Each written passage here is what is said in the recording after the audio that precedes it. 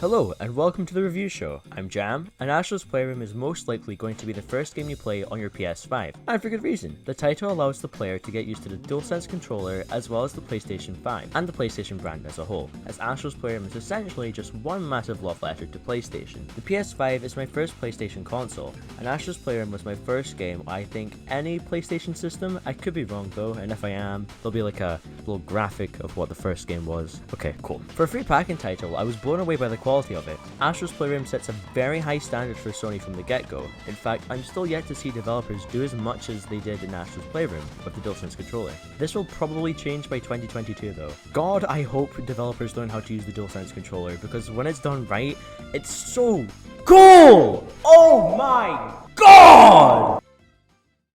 Astro's Playroom is the second game made by Team Asobi. Yo, what's poppin'? Astro JAMm here. I'm wrong.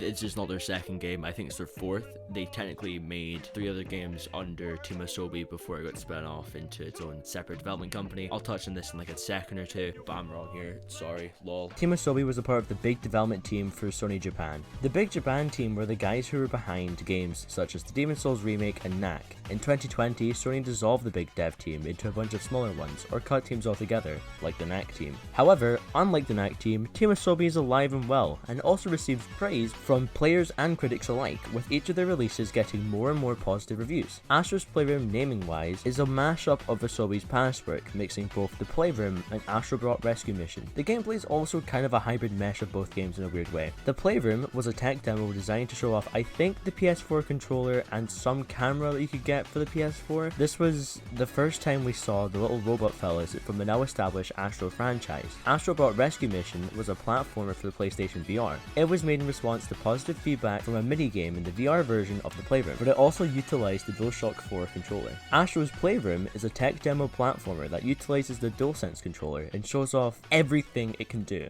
hence the hybrid comment earlier. Now that the history is out the way, let's talk about the reason you clicked on this video.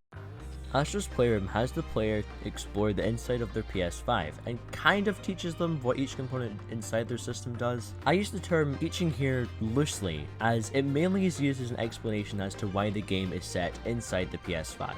There are 4 worlds and 4 levels in each world that the player can explore. The worlds in order are GPU Jungle, Cooling Springs, SSD Speedway, and Memory Meadows. Each world can be broken down by using a simple formula: start, gimmick, middle, gimmick, boss fight, and then there's like the section at like the end where you collect the console. Every level is connected by the CPU Plaza, which is this game's hub world. At the end of each world, you usually collect a mainline PlayStation console. If you collect all 4 PlayStation consoles, you actually get to fight Thanos. That's a free tech tip. Astro's Playroom has collectathon elements. There are 3 major things that the player can collect on their journey inside of the PS5: jigsaw pieces, PlayStation memorabilia, also known as artifacts, and coins. The coins' only purpose is so you can go to a claw machine and buy more artifacts and jigsaw pieces. The claw machine can be found in the room that stores all the artifacts. After playing through the first 2 levels casually, I found myself going back to collect every artifact and jigsaw piece as I could find, as I wanted to see the room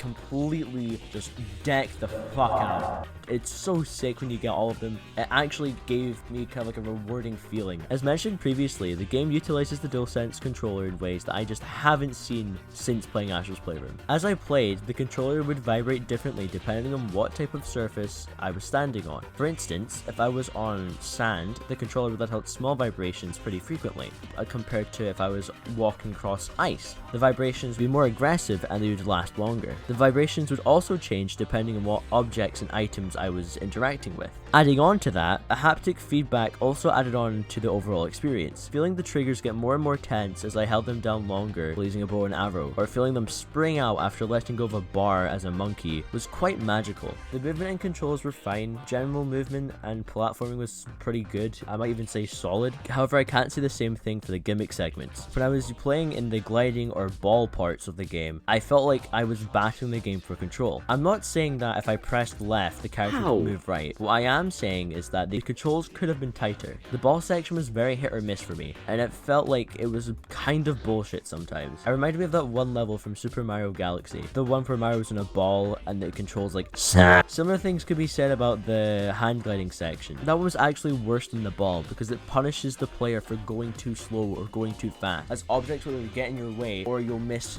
jigsaw pieces altogether. If you get hit by an obstacle, you have to restart that section all over again, or if you go past a flying car, you will start to lose momentum. It's very annoying. I understand why they added in these segments. It's to show off the full capabilities of the DualSense controller, specifically the touchpad and the gyro controls. But I feel like this, if anything, showed off how weak the gyro controls are for the DualSense controller, as many gimmick segments use the dreaded thing, and they were not as tight and responsive as traditional motion controls. Astro's Playroom is not a hard game, and I was not going in for it for a challenge. I have Demon Souls for that. But what it lacks in difficulty, it makes up for in charm. From the get-go, Astro's Playroom throws references to so many iconic PlayStation franchises, and while most of them flew over my head, I still thought it was sick to see. Like, they added a fucking Knack reference. How can you hate this game?